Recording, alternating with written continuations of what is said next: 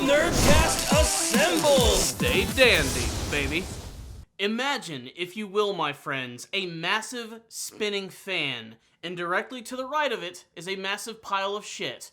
Well, it just so happens that shit is officially hitting the fan in these 2 episodes of My Hero Academia. Hello, my friends. I hope you had a great holiday. I had a very good one myself, and I finally got a chance to sit down and watch the latest episodes of My Hero Academia, where things have officially just gone insane. The Shie Hassaikai arc is kicking into full gear, with Deku actually battling against Joy Irinaka, otherwise known as Mimic himself.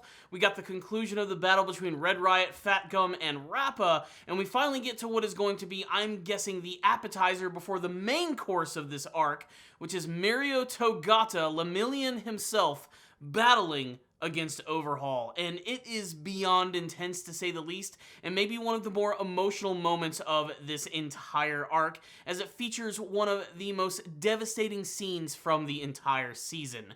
So let's not waste any more time. Let me just give you my thoughts about these 2 episodes right here. First and foremost, the battle between Red Riot and Rapa. It did have an official conclusion in the previous episode, with Fat Gum revealing his special ability to slim down and release all of the power that he's collected in one massive punch. And this very much is the end of the battle. However, Rapa is still able to get up, and it almost seems as if he's ready to fight again. However, unlike a lot of the other villains that we've actually seen from the series, he's actually kind of moved by the overall manliness of Red Riot and Fat Gum. In fact, he actually decides that he's going to allow them to go into a secret room where they can receive some first aid so that eventually they can battle again.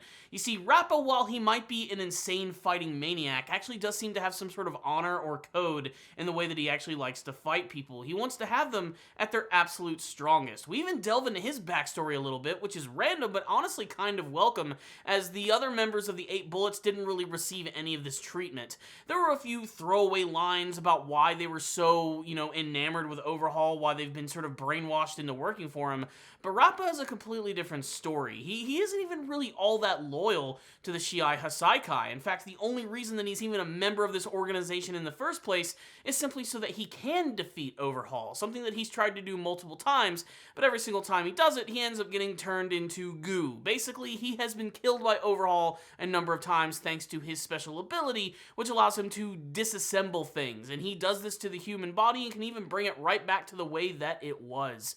We get to see that Rapa actually used to be a former MMA fighter, and he went up against Overhaul, and basically Overhaul just touches him and he just explodes into blood. It's ridiculous, but he realizes that Rappa's incredibly powerful, so he decides to bring him into the organization, promising that he'll always get an opportunity to fight him, but knowing him, there's no way that he'll be able to actually defeat him with his special abilities.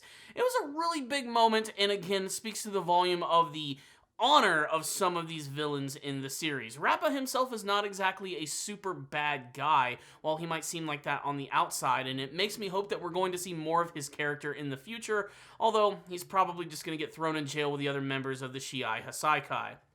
Meanwhile, we have a nice twist where we get to see that 2 members of the League of Villains have been sort of drafted into the Shie Hassaikai, definitely against their will and something that they don't necessarily want to do themselves, and it's none other than Twice and Himiko Toga. And these are 2 of my favorite characters from the series, mostly just for how incredibly insane their personalities are, with Twice always managing to contradict himself and always having that personality quirk of when his mask gets ripped off, he just starts to go insane and starts to divide into 2 distinctive personalities. And then of course there's Himiko Toga, who is just scary and awesome all at the same time. I can see her being one of the fan favorite characters of the series, if only for the fact that she's just so overly disturbing, yet has an amazingly cute design all at the same time. But getting to see these 2 characters actually join the Shie Hassaikai is really interesting, and like I said, they don't necessarily do it like of their own volition. It's only because of Tomura Shigaraki actually asking them to join the organization that they decided to go along with it, knowing that as long as that organization can exist, they can continue to do what they want to do, which is have their ultimate freedom without any sort of repercussions whatsoever. Toga in particular, who simply just wants to be a psychomaniac, and as long as the League of Villains exists, it's something that she will always be able to continue to do. There's a great flashback scene of them actually being convinced to go through with this, despite the fact that really they could betray the Shie Hassaikai, but they actually end up don't doing that. Really what they're there to do is to not only help them in their cause, but also to sow a little bit of discord amongst the group and make them fight amongst themselves. And they do it very secretly. In fact, it's all sort of like really well hidden because there's this one member of the Shie Hassaikai who has the distinctive ability of being able to ask someone a question and they have to tell the truth. And that's actually how they learn a little bit more about their abilities, which is something that they can't really control. Like whenever he asks the question, they just immediately spew out what their special abilities are going to be. And of course, they smartly ask, are you going to betray the Yakuza group? And of course, they say no. And that's because that's not really what they're trying to do, but they can still go about it in a very secretive way. And they seem to really be messing with the one character of Joy Irinaka, otherwise known as Mimic, who is using his abilities to still sort of like destroy everything underground and trap people and try to crush them all. And it's really just built up to this amazing tense moment where basically Toga and Twice are using their abilities to sort of mess with him. And that's not before they get to have some initial battles themselves. I mean, you got Toga who actually goes up against Lockrock, which I thought was actually really cool. Getting to see Lockrock's abilities was also great because they were hinted at in a previous episode where he like threw a board in midair and was able to make it freeze in place. His abilities, like his name would imply, is that he's able to lock things down in space. Basically, if he touches an object that's in motion, it will suddenly just stand still. And there's a scene where he gets attacked by Toga, who ends up stabbing directly through his hand, but he's able to utilize those abilities to freeze that knife in place. But this is a really scary scene because, again, it just shows how well Twice and Toga work together with being able to create clones and do all this other crazy stuff, and of course her ability to transform herself into actually anyone just by consuming their blood. She ends up attacking from the front. It ends up not being real, with her suddenly appearing behind him and stabbing him, shanking him basically right in the side, which is a very disturbing moment, and again brings you back to the fact that while these are ridiculous, outlandish superhero characters, they can still be hurt by very normal means. There's something very scary about the image of a superhero on the ground with blood coming out from his side, and that moment just added so much more tenseness to this, with Toga and Twice having to actually run away from their respective battles, while at the same time goading on Mimic, who starts to get really pissed at their overall antics and really angry because of them constantly being talked down to, the fact that the League of Villains are so much more successful in what they're trying to do, and basically making it seem like the Yakuza are just a bunch of idiots. It's very obvious that Mimic is incredibly loyal to Overhaul, and this causes him to just go insane with his abilities, which of course ends up catching the eye of frickin' Deku and Eraserhead, who've been separated from the group, and they're actually able to defeat him in a really awesome moment, and they're actually able to save him in a moment right before he actually dies. That's all just like one episode. There's so much crazy shit going on in that one, and I really loved it. But I think it was the next episode that truly blew me away. The second episode is where things really start to get insane, and of course that's with Mirio Togata going up against Overhaul. I probably should have said spoiler warning at the beginning of the review, but you know, that's beside the point. The fact of the matter is, if you're watching this, you've probably already seen the episode. The point is, this is a really big moment as Mirio has caught up with the official major villain of this arc, and a battle just immediately ensues, which is very impressive. Not only is Mirio managing to fight back against Overhaul, but also some of his cronies, such as this character named Chronosstasis, and even this one guy whose abilities allow him to basically cause people to feel like they are shit-faced. Like they're drunk. Basically, he's this weird dude who's constantly throwing back sake, and he's able to sort of like mess with the equilibrium of people, as well as Mirio as well. And then, of course, you have the guy who can ask questions, who can use it in a number of different ways. He's a very psychological type of character. Not necessarily super strong, but being able to ask those questions and mess with people's minds can give him a massive edge in battle, and that immediately made him pretty freaking interesting. But of course, you also have Overhaul. There's the moment where Mirio takes them out by just bouncing through the walls. It's really awesome, but it's when he fights freaking Overhaul for the first time that things are great, because we finally get to see this guy in action, and the way that he uses his abilities are just so incredibly awesome looking, with him destroying and reassembling the ground and transforming objects into giant sharp spikes, with Mirio constantly dodging through them, allowing some parts of them to phase through his body.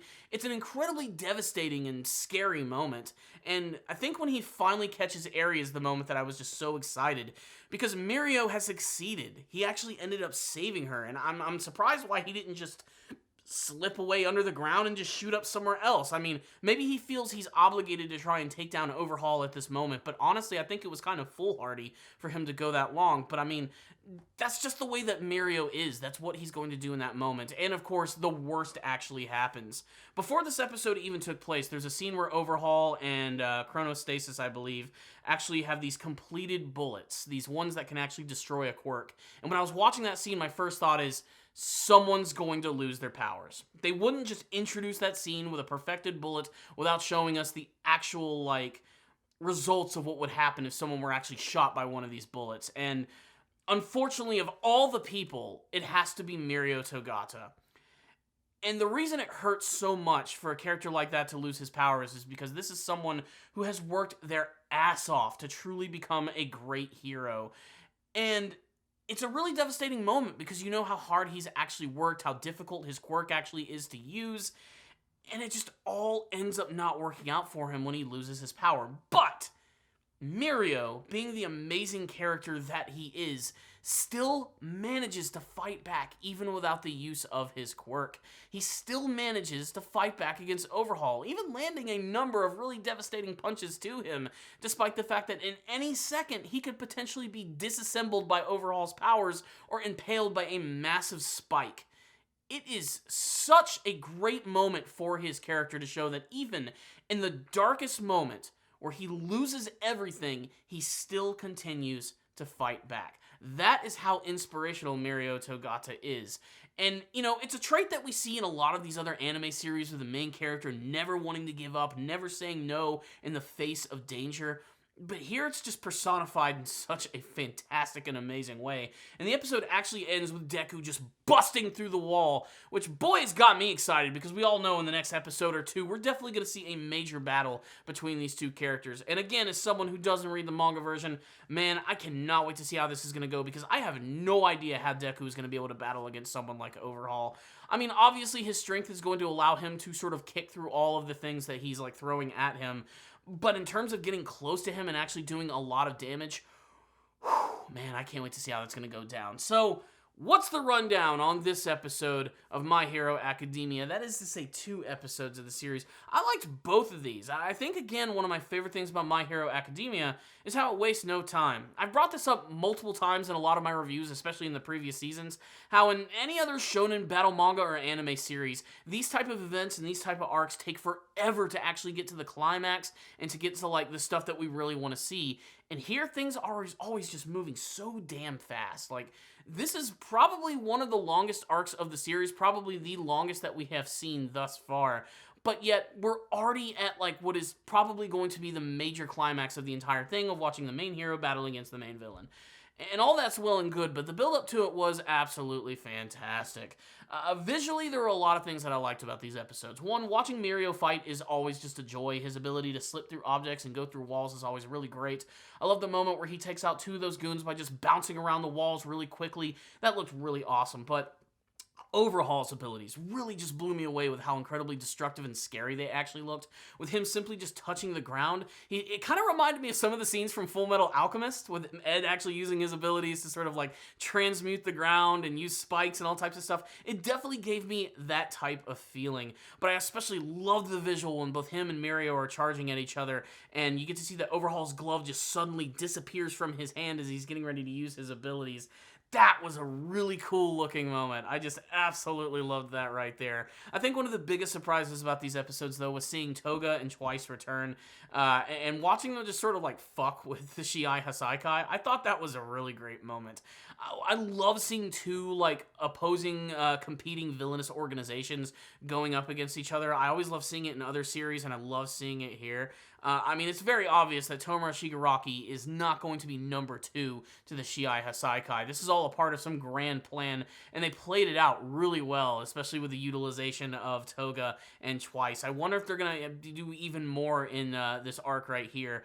There's just so many more surprises, I think, that are actually going to be down the line. And now that Deku's here and Eraserhead is here, I think that things are really going to get great. And also, I didn't even mention this amazing moment where you have Twice, who was actually teaming up with a clone of Rapa, and they were going up against Night Eye. And I never imagined that Night Eye was going to be a physical fighter. just because of what his actual quirk allows him to do, but because of his ability to have foresight and to see into the future and see so many different outcomes, it's actually transformed him into this amazing fighter, and he gets attacked by the clone of Rapa, who he just immediately destroys in an amazing, like, bit of choreography, slamming him against a wall and taking him out in, like, one shot. Night Eye can fight, and that was really surprising for me to see. I just really loved that moment.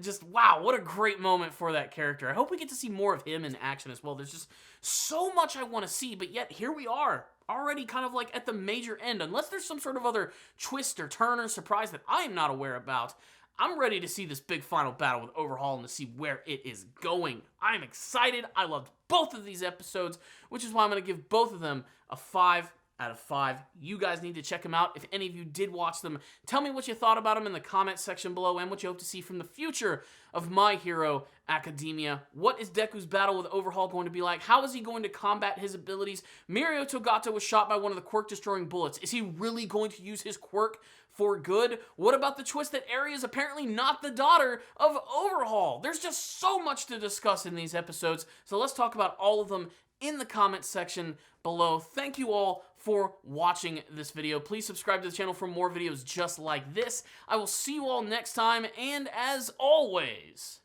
stay down there, baby.